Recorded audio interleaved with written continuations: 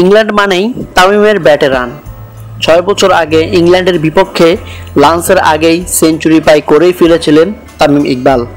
পরে বলের সঙ্গে পাল্লা দিয়ে সেঞ্চুরি করেছেন লর্ডস ওল্ড ট্র্যাফোর্ডে। এবার উইকেটটা কঠিন, পরিস্থিতিটাও ভিন্ন, তাই খুব দেখে শুনেই তামিম খেলছেন এক দারুণ ইনিংস।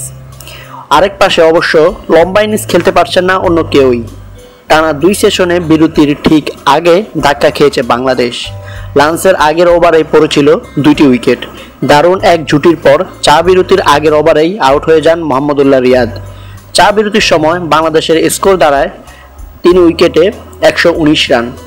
এতে তামিম অপরাজিত থাকে 55 রানে, আর 38 রানে মাহমুদুল্লাহ ফিরেন সাজঘরে। বাংলাদেশের সফলতম টেস্ট জুটি তামিম ইমরুল এবারও শুরুটা খারাপ করেনি। প্রায় ঘন্টা খানেক উইকেটের কাটায় উদ্বোধনী জুটি। মঈন আলী বল হাতে নিতেই সব গড়বড় হয়ে গেল।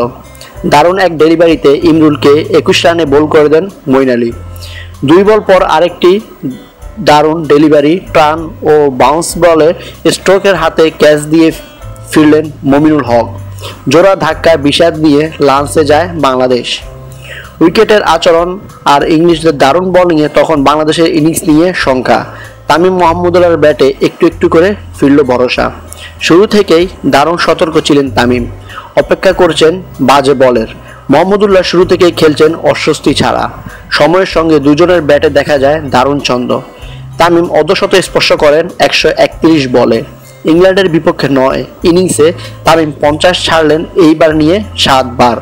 চা বিরতির আগে আম্পায়ার আউট দিলেও তামিম টিকে যান রিভিউ নিয়ে, কিন্তু টিকতে পারলেন না মোহাম্মদুল্লাহ রিয়াদ। আদিল রশিদের বলে ধরা পড়েন স্লিপে। বাংলাদেশ ইংল্যান্ডের টেস্ট আপডেট নিউজ পেতে অবশ্যই আমাদের চ্যানেলের সাথে থাকবেন। Video update journalist news desk.